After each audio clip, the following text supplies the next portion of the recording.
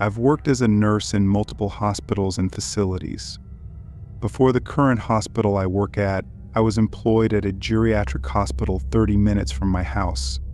I had experience working with older patients, so this wasn't new to me. I had been working there for only a couple of weeks, and soon you'll understand why that was. This happened on my second to last shift at the hospital. At the start of the night, I had no idea what was coming. I was working the graveyard shift, running on very little sleep. I had been assigned to the Alzheimer's ward, and the patients in this ward absolutely adored me. As a young woman in my 20s, I must have been a breath of fresh air to these elderly residents who were often left to float in their own minds. My presence grounded them in the present, offering a sense of connection. That night I was dealing with several patients, but one stood out. Her name was Lena. This was my first night dealing with her, and she kept telling me about the voices she was hearing and the man dressed in black standing in the corner of her room. The other lady in the room had requested her curtain be closed, probably to avoid Lena's talk.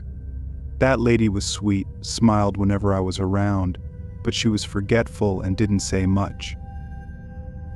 By 11 p.m., most of the patients were asleep except Lena. Every time I entered her room, she was terrified, claiming the man in black was staring at her. Her fear was starting to creep me out. I truly believed that in her mind, these things were real. I sympathized with her, imagining how scary it must have been. Still, I tried my best to calm her down and help her sleep. I didn't want to turn on the TV because I wanted to be considerate of her roommate. Instead, I held Lena's hands, reassured her, and told her to breathe. I reminded her that she wasn't alone and that I was just a call away. This seemed to calm her, and the next time I checked in, she was asleep. Once most of the patients were asleep, the night slowed down. Time felt like it was moving in reverse. About an hour or two later, I was in the linen room stocking my cart when I heard a noise. It was strange because the room was small, quiet, and I had the door closed. I looked around and saw nothing.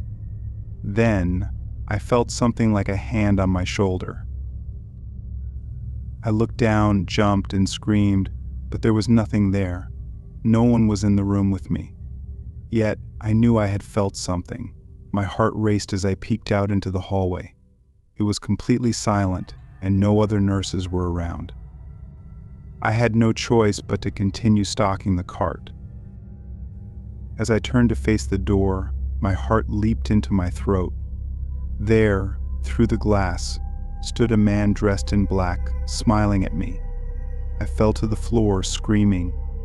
The man disappeared, and seconds later, the door opened. One of my fellow nurses came in, concerned. She helped me off the floor as I asked her, "Did you see the man in black?" She looked puzzled and said, "What man? There's no one here." We checked the entire ward, but there was no one dressed in black. My screams had woken Lena, who was now talking about the voices again. She didn't know the screams were mine. I asked her if the man in black had been smiling, and her expression grew focused. "How did you know?" she asked. Even with my heart racing, it skipped a beat at her words. Then she started screaming, "Get me out of here. He's coming." The other nurses rushed in to calm her down. I was moved to a different ward that night and ended up going home early because I was so shaken. The next day, I texted the head nurse, telling her that my next shift would be my last.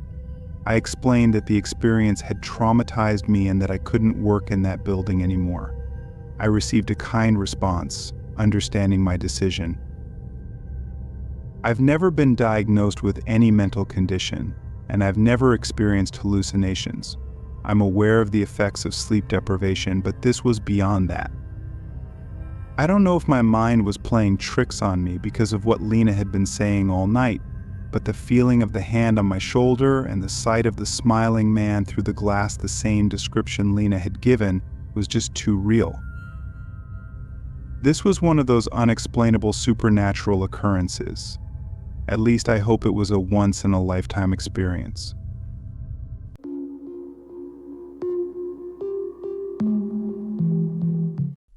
Three years ago, I contracted bacterial meningitis. I live in South Florida. I don't believe there was an outbreak going on or anything, so I'm not sure how I caught it or who I could have caught it from.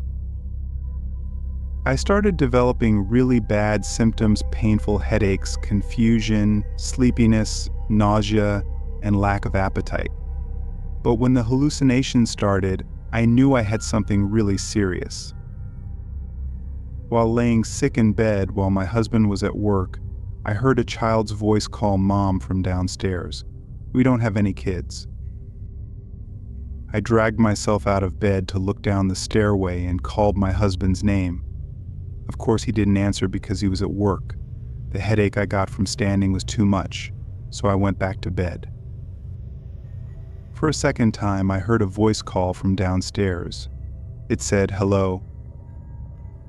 I picked up the phone and called my husband, freaking out and telling him that I was hearing a scary child's voice from inside the house and thought I was hallucinating. He heard how distressed I was and left work early to bring me to the hospital. While waiting for him to get home, I changed out of my pajamas. While doing so, I had to run to the bathroom to throw up. As I was mid-throwing up, I heard another voice from outside of the bathroom. I couldn't hear what it said, nor could I tell if it sounded the same as the other voice I had heard. I felt like I was losing my mind. I wasn't diagnosed until I arrived at the hospital, and apparently, if untreated, what I had could be very serious, even fatal. The doctor told me that hallucinations were unusual, but not unheard of in cases like mine. I was given antibiotics through a needle shortly after arriving at the hospital with my husband. The doctor told me I was fortunate to have come so quickly because if I had waited much longer, the illness could have had lasting effects or possibly been fatal. My husband stayed with me for a few hours in the room. I was told I would have to stay in the hospital for a few days to a week, given the severity of my symptoms. Around 10 o'clock, my husband left to go home since he had work the next day. The nurse told me to call her if I had any issues. Though I still felt like absolute death, I nodded off pretty quickly. That's when I started having this strange dream where my ex-husband was in the room, standing over my bed, looking down at me and talking. He was saying horrible things about my current husband. He patted my head and said he was glad I was okay and that he came as soon as he saw my husband leave. Then he went into a rant about how he despised my current husband and wanted to kill him. He kept rubbing my forehead and then left the room. I often have bad dreams about my ex-husband because of how toxic and abusive our marriage was, which is why it ended. I'd rather not go into details about that. I woke up in this drowsy, lightheaded state and looked around the room. There was a chair pulled up in front of my hospital bed, but no one was sitting in it. The chair hadn't been there when my husband left. It was still the middle of the night, so I went back to sleep. The next morning, the nurse came into the room.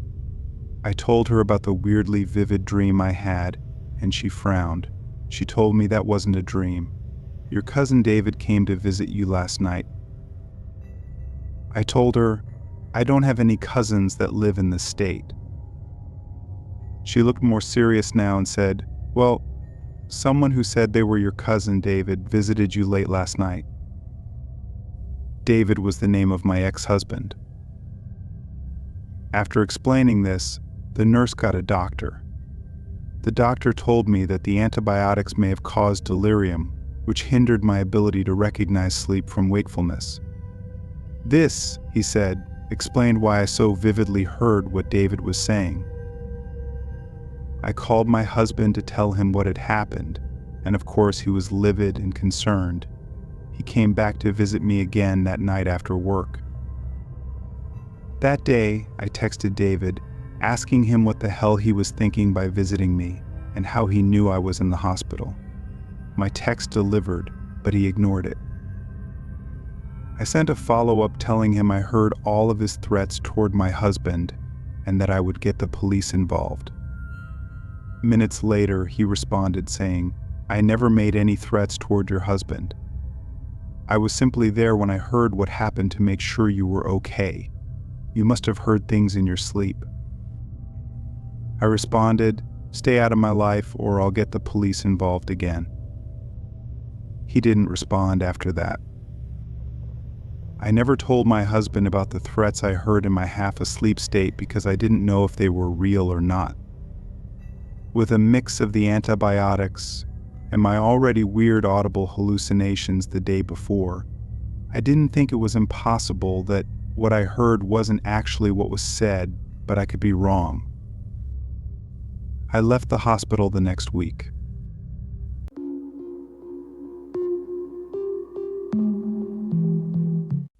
This happened in 2012.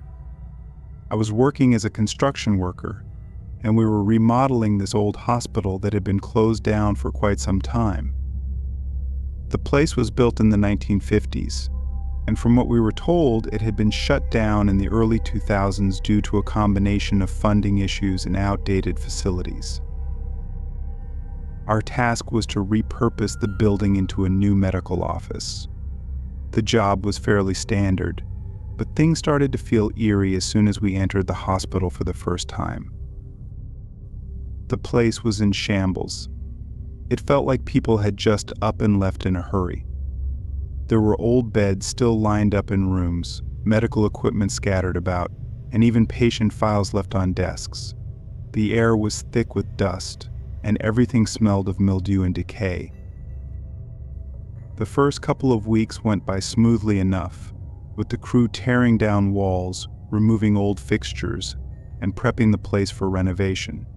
But then, strange things started happening. One night, I was asked to stay late and supervise the unloading of some new equipment. It was already past 7 p.m., and everyone else had gone home for the day. I was alone in this huge, dark hospital with nothing but a flashlight and a portable radio for company. The power had been shut off for the renovation, so I had to rely on a small generator to keep some of the work lights on. As I was walking down one of the long corridors, I started hearing what sounded like footsteps behind me. At first, I thought it might have been an echo of my own steps, but when I stopped, the footsteps continued for a few seconds before stopping as well. I turned around, shining my flashlight down the hallway, but there was nothing there, just darkness. I shrugged it off and continued with my inspection, but the feeling of being watched never left me. A few minutes later, I was in one of the old patient rooms checking to make sure the floors were safe. That's when I heard a faint voice. It was so quiet at first that I thought I had imagined it. But then, I heard it again, clearer this time. It was a woman's voice, whispering my name. I froze, my heart racing. I looked around the room, shining my flashlight in every corner, but there was no one there. The voice came again, louder this time, as if it was right next to me. "Help me." I bolted out of that room, not caring what I left behind. I ran down the hallway, past the rooms we hadn't touched yet, and made my way back to the front entrance. The footsteps followed me the entire way, but I never once looked back. By the time I reached the entrance, I was panting and sweating, even though it was the middle of winter. I quickly locked up and waited outside until the delivery truck showed up with the equipment. I didn't tell the driver what had happened. I didn't want to seem crazy. The next day, I told one of the other workers about what had happened. He gave me a strange look and then said, "You're not the first one to experience something like that." Apparently, several of the other workers had heard voices and seen strange shadows moving around the building, especially in the area where the old morgue was located. Some even claimed they had seen figures in hospital gowns wandering the halls late at night. The final straw for me came about a week later. I was working late again, but this time I wasn't alone. Another guy from the crew was there, and we were both finishing up some work in one of the patient rooms. We were packing up for the night when we heard a loud crash coming from down the hallway. It sounded like something heavy had fallen over. We both grabbed our flashlights and went to check it out, thinking that maybe some of the equipment had toppled over. When we got to the source of the noise, we found that an entire metal shelf had been knocked over. The weird thing was, the shelf had been bolted to the wall just a few days earlier, and it would have taken a lot of force to knock it down. There was no sign of anyone else in the building, and all of the doors were still locked from the inside. We quickly cleaned up the mess and got out of there as fast as we could. After that, I refused to work alone in that hospital. I told my boss that if he needed someone to supervise after hours, he could find someone else. Thankfully, the job was finished a few weeks later, and I haven't set foot in that place since. I still wonder about what I heard and saw that night. Was it just my imagination, or was there something more sinister lurking in that old hospital?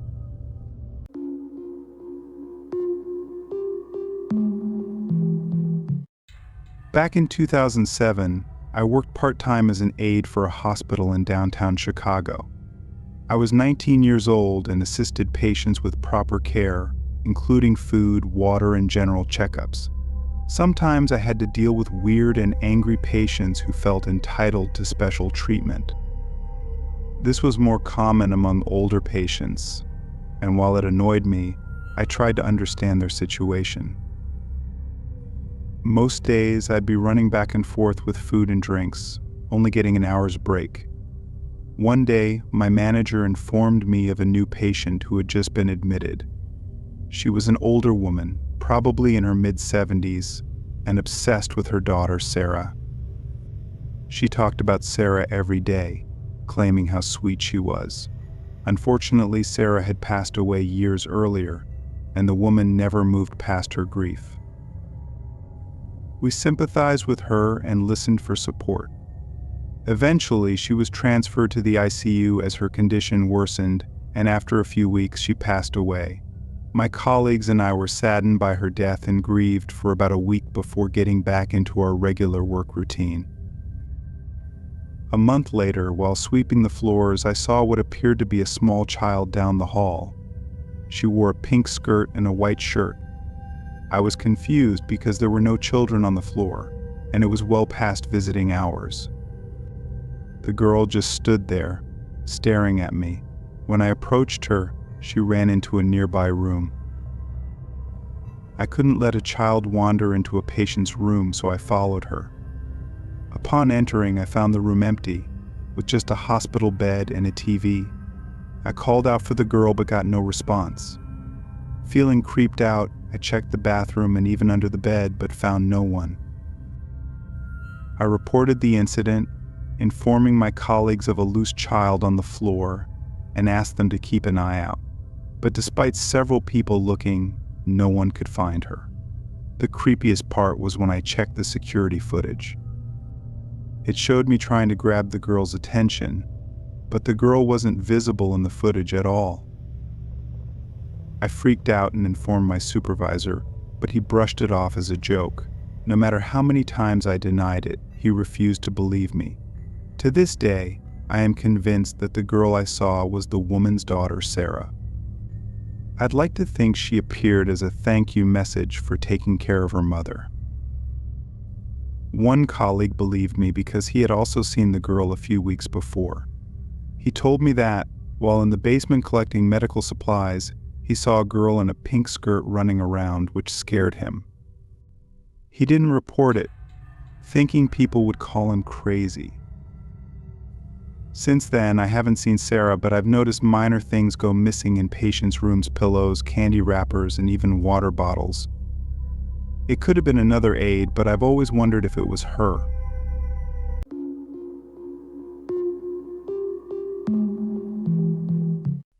I've been working at a general hospital for about 6 years now.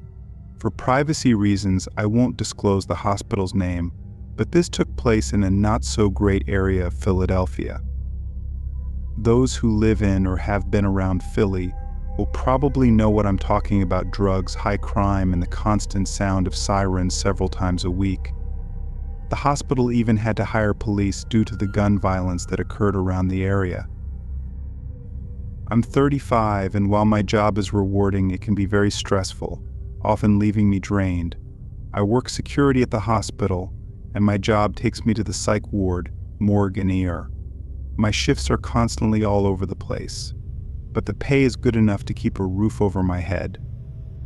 Given the hospital's location, our security contract often gets abused, making us do tasks we probably shouldn't be doing. One night, I received a call from the ICU about a patient who had recently passed away. I was responsible for bagging the body. The deceased was an older man, likely in his mid-60s. I didn't ask how he died, as that wasn't my concern. I put on my gloves, prepared the body, and placed him in the body bag. Just before zipping it up, I paused, staring at him. For some reason, I felt odd and uncomfortable. I had dealt with many bodies before, but this one made me feel deeply disturbed. After bagging the body, I dragged him down to the morgue, following procedure as instructed, and placed him in the freezer to await the funeral home. Hospital protocol requires us to stay in the morgue with the body until it's picked up. It's a rule I find unnecessary, but I follow it. When the funeral home arrived, I led them to the freezer, where we transferred the body into their possession. It sounds simple, but it takes careful handling to ensure safety. As I pulled the body from the freezer, things immediately took a strange turn. The funeral home staff claimed I had the wrong body. I was confused. There were only 2 bodies in the freezer, the one I had just pulled and a 16-year-old who had been hit by a train. There was no way I could have mixed them up.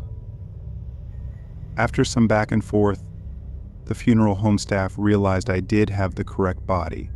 One of them looked at the tag, which clearly identified the man. But then, as they unzipped the body bag, they recoiled. The man I had placed in the morgue was now contorted. His right arm was behind his back, he lay on his right side, and his left arm was stretched in front of him. His mouth hung open unnaturally, and his eyes bulged. My mind raced. How could this be? I had laid him in the bag with his arms at his sides. No one else had access to the freezer except me, as I was the only officer on duty with the key. There was no chance anyone else could have touched him, and I would never be so disrespectful or unprofessional as to tamper with a body like that. The funeral director began accusing me, asking how I could have left the body in such a state. I stood there silently as they zipped up the bag and left. I was written up by my head director for allegedly tampering with the body, even though I explained that I hadn't done anything. He didn't want to hear it. To this day, I am still haunted by the incident. It's simply impossible to know what actually happened, and I haven't been able to get over it.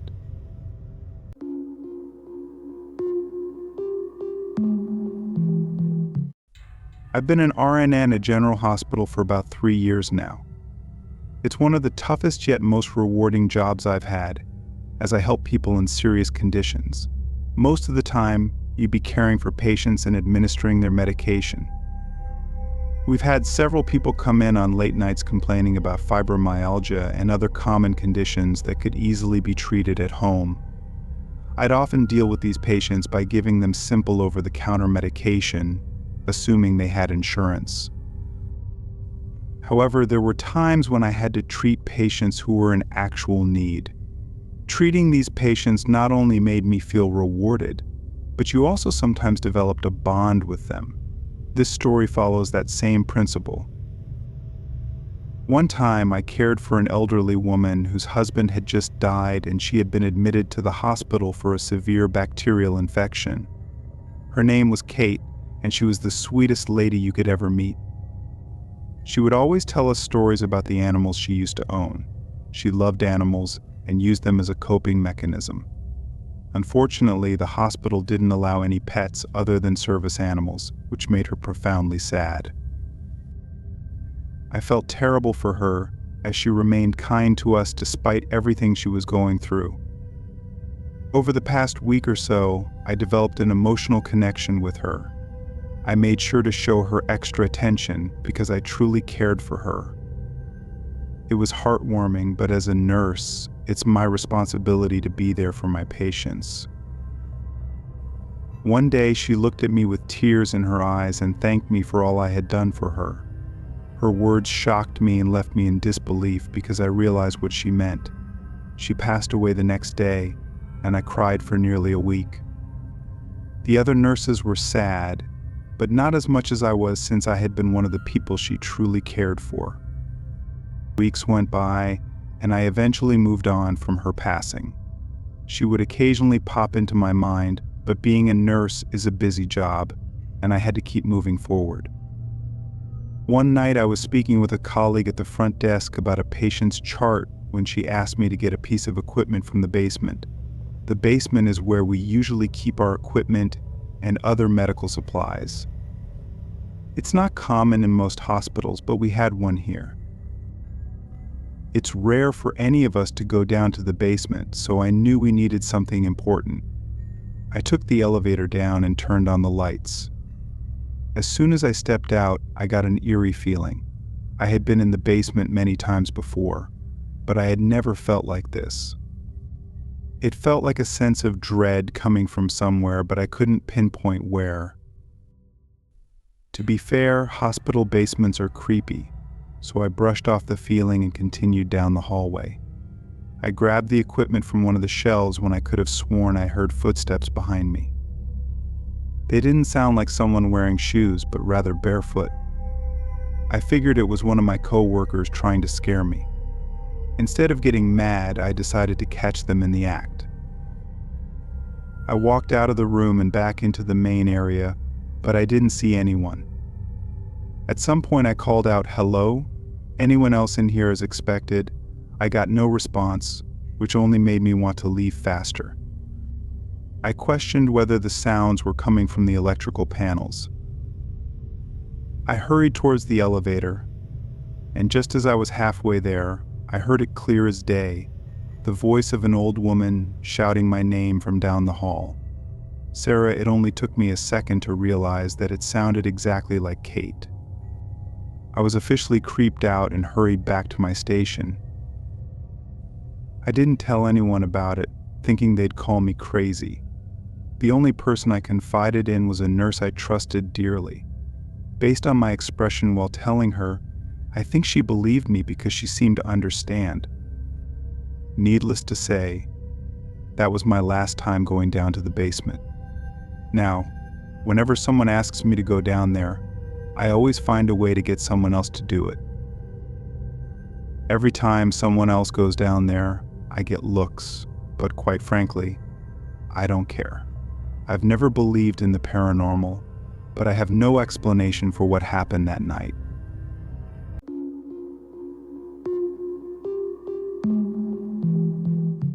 I was barely old enough to understand how close to death I was because of the disease I had. Let alone, did I have a clue about what was about to happen to me during treatment. My mother took me to the hospital and told the doctors to do whatever they needed to save my life. They required a spinal tap before continuing treatment. The look on my mother's face when they said that told me everything I needed to know, despite the fact that I had no idea what a spinal tap was. I remember my mother pleading with the doctors to find some way to make the procedure less traumatic for me, but for some reason they couldn't put me under general anesthesia. Instead, they offered a new experimental treatment on humans at the time, intravenous ketamine. My mother had never heard of the drug before, and my father wasn't there. They explained that it was traditionally used as a horse tranquilizer, but had recently been approved for use in humans, even in pediatric care. Ever since, my mom swears up and down that's all they told her about it. Maybe it was a time-sensitive case, or maybe the doctors thought if they told her everything that was involved with being under the influence of the drug, she would refuse to let me have it, which in their minds would make the spinal tap harder to go through. Frankly, it boggles my mind that doctors would even consider giving ketamine to a child, but that's what happened. They wheeled me into the operating room and told me what was going to happen, that I would have to lay on my side, and they would insert a needle into my back. They said it would feel extremely uncomfortable.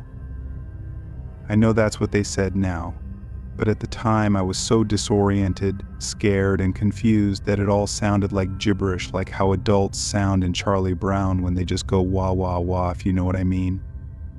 All the doctors and nurses were wearing masks and gowns too, which made them look almost inhuman. I had to get naked and put on a hospital gown, adding to the stress of it all because I had to be exposed to a bunch of strangers. The only thing that kept me sane was that my mother was allowed to be there with me so I could hold her hand. However, before they did the tap, they inserted the IV needle into my arm to deliver the ketamine. I cried and screamed. I remember squirming just from having that needle put in me, and I didn't even understand how much bigger the next one would be. Then they turned me over to my side, and I held my mother's hand, squeezing harder than before, looking into her eyes, crying and trying to be brave and sit still. At first, all I could feel on my back was the cold hospital air. But then something happened, everything started to feel weird. Of course, I know now that this was the ketamine beginning to take effect, but I didn't understand this at the time. An all-encompassing dread washed over my body, and I also felt like I was losing control of it, like my soul was slipping away second by second. Then, it literally felt like I was dying and rising up to heaven. I was lifted up from the table and could see my own body and everyone around me. What I saw filled me with a mixture of terror and hatred.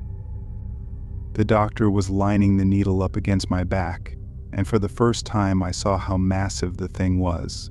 There was my mother watching it all happen, letting them do it. Suddenly I knew I couldn't go through with it anymore. I screamed, kicked, and punched at everything around me, hell-bent on getting off that table and running away.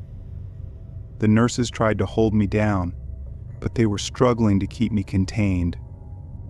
Somebody called for more help, and that's when two gigantic, muscular nurses rushed in, grabbed hold of me, and pinned me down to the table, along with 4 or 5 other people. My mother was crying in the corner now. Apparently I had hit her in the face, but I could still see everything that was going on around me, and the IV drip was still feeding me ketamine straight to my blood, which went directly to my brain. Now all the masked and gowned doctors and nurses didn't look human at all. They looked like monsters, demons even. Sick, twisted, demented creatures that my mom had sold my soul to. And now they were forcibly extracting my soul from my body with that horrible needle. I looked at my mother with bitter contempt and screamed that I hated her for letting this happen to me. It only made her cry harder. No matter how hard I fought back, once they all got a hold of me, I couldn't even squirm. They held me down and finished the spinal tap. When the needle went into my back, it felt like I was being torn apart from the inside. And because I was moving so much, waves of pain shot through my body. Finally, I accepted that I just had to sit still, but it was awful. I could feel my essence being drained, something I would never get back. Thankfully, after a few seconds, it was over, but I wasn't the same. I didn't move for hours after that, and I wouldn't talk to my mother or even look at her. Being drugged and having a needle shoved into my spinal cord as a child is easily the most traumatic thing I've ever experienced in my life. And the stupid thing I hate the most about it is the fact that it was all just to confirm what the doctors basically already knew, that I had spinal meningitis.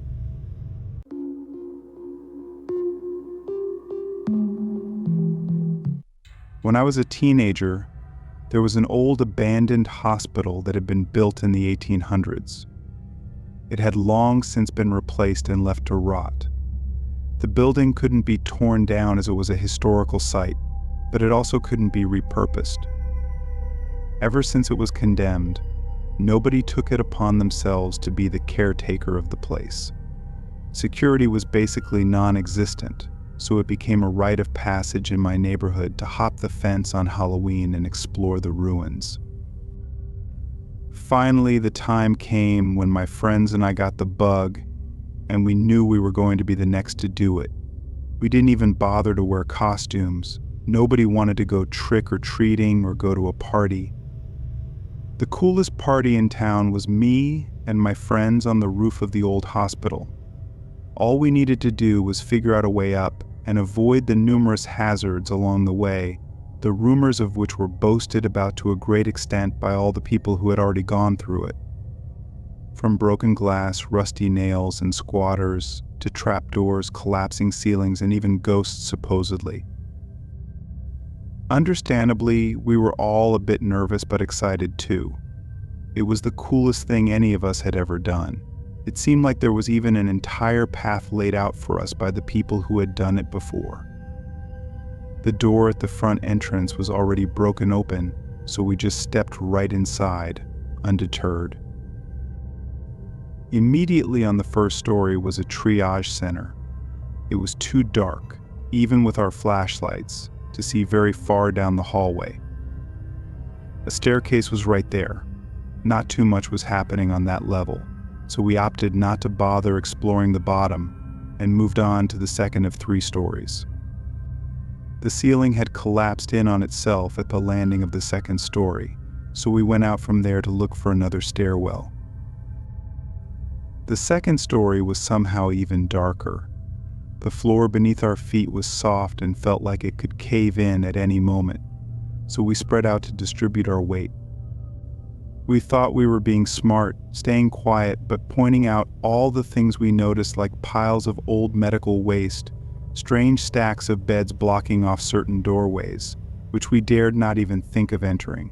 Signs indicated what different rooms had been, giving us a picture of how the place might have looked in its prime. It certainly was far from that by the time we arrived. Mold grew up the walls, vines snaked through the ceiling tiles, and water dripped from the 3rd floor. Every single sound we made echoed in such a way that it sounded like a stranger was whispering around every corner. We kept saying how cool everything was, but deep down I think we were all scared. The last thing any of us wanted was for a crazy hobo to jump out at us for invading his home, or for one of the many ghost stories about the supposedly haunted hospital to somehow turn out to be true. Even decades after it had closed, and even to naive and careless boys like us, we could literally feel the lingering presence of suffering and damned souls that had perished in the place we were trespassing.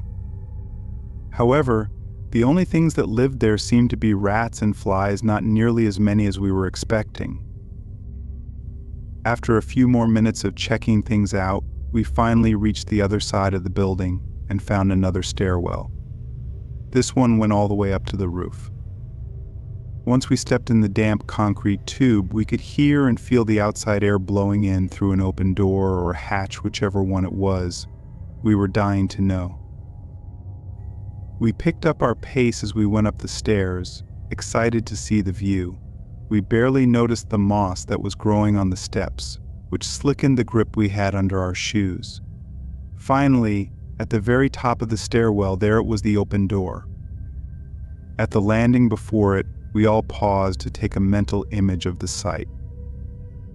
As luck would have it, the moon was shining right through it. If any of us had brought a camera, it would have made a legendary photo. At last, it was only a moment of appreciation before we all wanted to finish our journey. Out of the 4 of us, I was the last in line at the stairs. A friend of mine was leading the pack as we all went up in single file. We were just seconds away. But then, the last thing we could have expected happened. Out of nowhere, A flurry of bats exploded from a nest that we hadn't seen. My friend at the top got startled, slipped on the moss, and fell back, causing a chain reaction that led us to all fall like dominoes.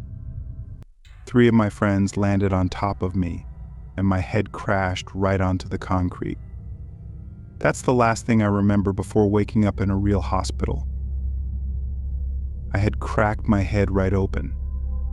I fractured my skull, and my friends had to carry me all the way out of that abandoned wreck and get help for me. They had to tell me 100 times before I could finally accept that's what had happened. Sadly, it seemed that none of us managed to get to the roof of the abandoned hospital like we had hoped that night, but I'm glad I had good enough friends to help me out when I needed it. To this day, a lot of people don't believe me when I say that's exactly what happened and why I fell. They say bats don't stay in their nests at night, but I guess even nocturnal flying mammals like to sleep in sometimes. I'm not an expert, it's just what I saw.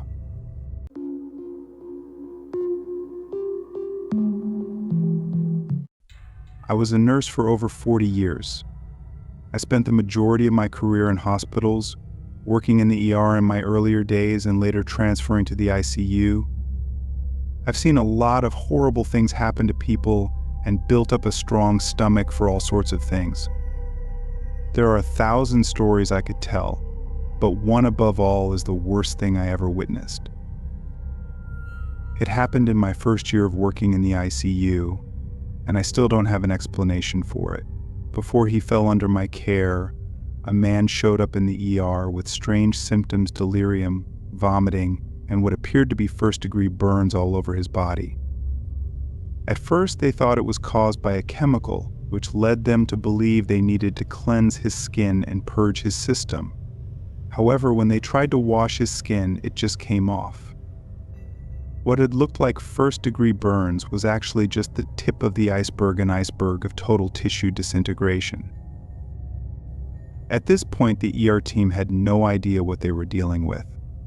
This was decades ago, long before the internet. The man refused to answer any questions about what happened to him, and he had no forms of identification in his possession. It was as if he had just been dumped there. Eventually, the doctors figured out that the man was suffering from acute radiation sickness, but the dose he received and the severity of his case was still unknown. All we knew was that it was bad and he probably wouldn't survive. He was transferred to the ICU, and that's when I met him. I knew it wouldn't be long before it would be impossible to get any information out of him, even if he wanted to tell us anything. So every time I did anything for him, whether it was changing his IV or getting his vitals, I berated him with questions. I asked for his name, if he had any family, how he had been dosed with radiation, and if he had any idea how much he had received. But he didn't answer many of my questions. The only thing he really ever said to me, and apparently the only thing he ever said to anyone, was, "I wish they would have just shot me." It was like the words slipped out of him, despite his best effort to keep them in. He immediately looked like he regretted saying anything. I kept asking who they were, but after that single sentence, his lips were sealed. Days passed, and his condition worsened. His skin started to turn a rainbow of colors as it gradually withered away and liquefied, oozing through all the bandages we put on him and separating from his body at the slightest touch. I thought he would scream from the pain more, but most of his nerve endings had already turned to mush. The damage was all over his body, but it was concentrated in his hands and feet, crawling up his arms and legs, leaving his vital organs for last. It was almost like it was intentionally and cruelly ensuring he was alive and aware as his body slowly decayed. We would have never found out who he was or how he got radiation poisoning if his family hadn't randomly shown up on the 3rd day.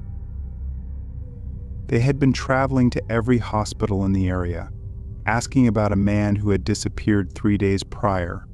They described the man in great detail, and it was clear that the man they were looking for was the one slowly deteriorating in the ICU. These days, we might have had to deny them access to see him because of HIPAA regulations, but things were different back then. Everybody in the hospital wanted that poor man to have some good before he died. So we allowed his family upstairs to see him, but they couldn't stand to look at him without breaking down into hysterical tears. After the reunion, we asked the family for more information, and that's when we finally got some. The man worked for the government as a nuclear waste management worker. He was one of the guys who buried barrels of radioactive leftovers and had been compiling a long list of complaints against the lack of safety regulations. Unfortunately, he was found out by some government agents who, the family believed, started a fire in his office to destroy all of his work. It was the same day he disappeared. From what I gathered and from what he had said to me, they had forced him to clean up some deadly toxic spill and told him to keep his mouth shut unless he wanted his family to suffer a similar fate. That explained why he wouldn't tell us anything. But so many things still didn't make sense. None of it mattered in the end, though. He was terminally ill, but his family wanted us to give him every chance to make it out alive. All of us knew that wasn't possible and that it would only prolong his suffering. However, I wasn't prepared for what would happen next. Slowly, the flesh of his arms and legs melted away, exposing his bones, which forced us to amputate. I was assisting the surgeon at the time, and I'll never forget how his bones had become soft, almost like rubber. After that, he was just a torso and a head, but the horror continued to spread. When the decay reached his face, his skin melted over his eyes, blinding him. He almost choked on the fluid from his own disintegrating tongue. His gums receded, causing his teeth to fall out. He could still breathe, but he had to gurgle through the goop just to get a breath. Burns are often considered one of the worst types of damage to witness on the human body, but that level of radiation damage is somehow worse. He was rotting like a corpse, but he was alive, still breathing.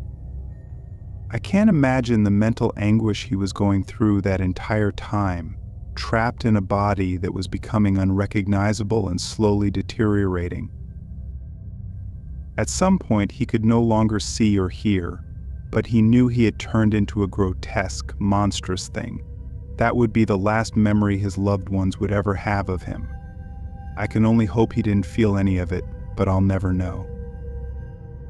Finally, after weeks of horror, his family agreed to stop trying to keep him alive. Only then was he able to die at last. Ever since, I've had nightmares about it. I think it was the slow progression of becoming an abomination of existence that messed with me the most.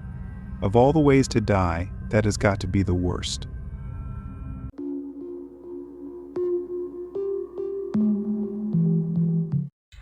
I'm a registered nurse in a small to mid-sized rural emergency department, and I've been doing this job for about 4 years.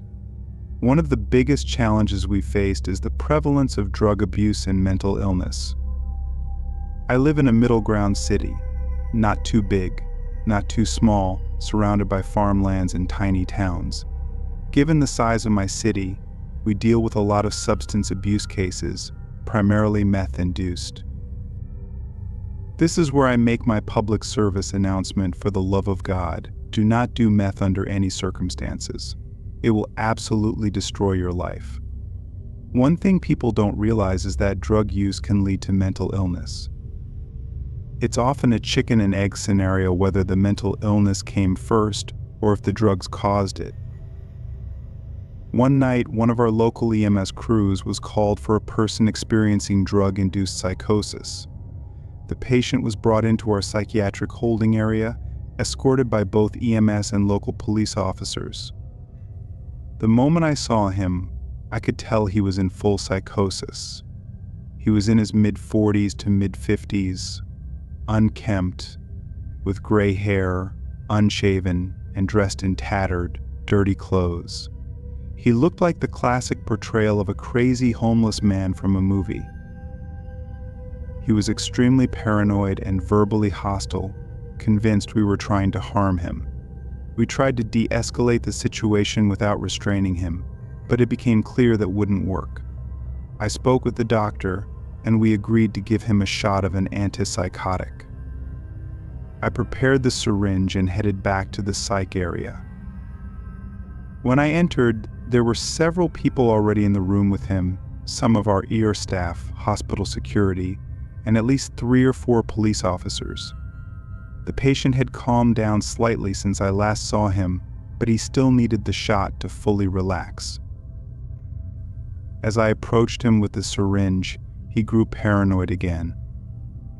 After calming him down a bit more, I prepared to give him the shot in his right shoulder. I lifted his shirt sleeve, cleaned the injection site, and grabbed the muscle while he spoke with one of the officers. I gave him the customary 1, 2, 3 countdown and stuck the needle into his shoulder. Now, a quick note about my technique: I hold the syringe like a dart when I insert it. After the needle is in, I switch my grip to hold it between my index and middle fingers, like a cigarette, so my thumb is free to push the plunger. Unfortunately, just as I was changing my grip, the patient freaked out. He looked at the syringe in his arm and panicked, pulling away from me. The syringe stayed in his arm as he moved, and then he yanked it out with his left hand and came at me, wielding the needle as a weapon. The officers sprang into action, and one of them shouted, "Needle," their way of warning everyone in the room. The patient's momentum carried him toward me, and though I tried to get out of the way, I felt an impact on my left thigh. The syringe and needle hit the ground, and I saw that the needle was bent. By then, everyone was on top of the patient, working to restrain him as he screamed at the top of his lungs. I quickly grabbed the needle and syringe to get them out of the way. As I processed what had just happened, I began to panic. Had the needle hit me? The thought of what diseases this man might have terrified me. I rushed to the bathroom to check my leg, and to my immense relief, I found no injury. The only thing I can think of is that the needle hit a pack of gum I had in my pocket at the time. If Wrigley ever needs a spokesperson, I'm available. After the situation was under control, a police officer asked if I wanted to press charges against the patient. At first I said no because I felt sorry for him. He was clearly mentally ill and not fully in control of his actions. But as the shift went on, my feelings changed. Why should I let him off the hook for attacking me just because he was high on meth? Why should I endure the anxiety and unease that came from this incident for the rest of my career? I eventually called the officer back and decided to press charges. But 2 years later, nothing has come of it because the patient was deemed not in his right mind. Once again, I urge everyone, please do not do meth. It ruins lives.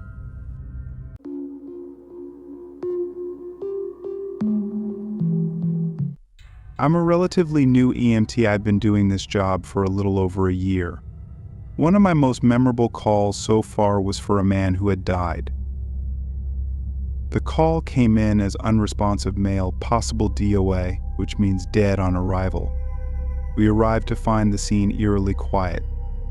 The man's wife was standing at the doorway, clearly distraught but not hysterical. She led us into their small bedroom, where the patient lay flat on his back on the bed. The man looked like he'd been dead for a while. His skin was ashen, his mouth gaped open, and there was the unmistakable odor of decay filling the room. I remember it was one of those cases where the scene just didn't feel right from the beginning, and the hairs on my arm stood up almost immediately. I glanced at my partner, and he had the same look on his face, as if we both sensed something was off. We approached the patient to check for signs of life, although it seemed pretty clear that the man had been gone for some time. I went to feel for a pulse while my partner prepared the defibrillator, just in case. As I touched his wrist, the wife asked if we could try to revive him. but my partner gently explained that it was too late. There was no rigor mortis yet, but it felt like he'd been dead for a few hours. As I leaned in to check his airway for any obstructions, I noticed something strange. There was a slight flicker in his chest, like a faint movement beneath the skin. I thought maybe I was imagining it, or it was just a post-mortem muscle spasm, which isn't uncommon. My partner noticed it too, but we both shrugged it off. We followed the usual protocols, confirming the patient's death and calling it in. The wife, still standing at the doorway, seemed to accept the situation calmly, which in itself was unusual.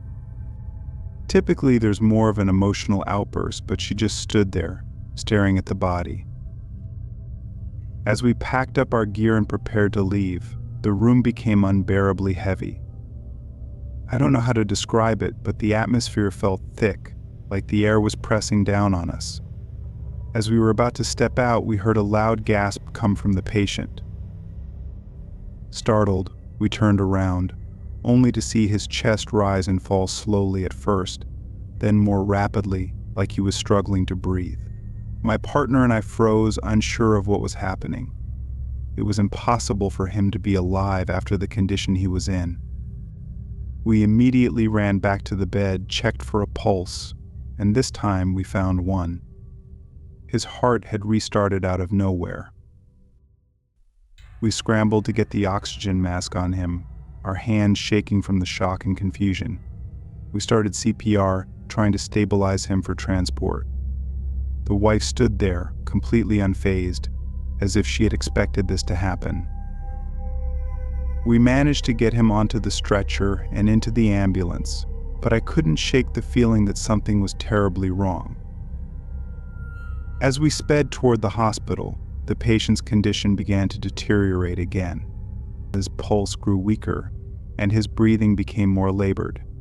My partner tried everything we could to keep him stable, but it was no use. He flatlined on the way to the ER. Once we arrived at the hospital, the doctors confirmed that he was gone for good this time. They couldn't explain how he had come back to life for those few minutes. The strangest part was when we returned to the house to fill out the necessary paperwork. The wife was nowhere to be found.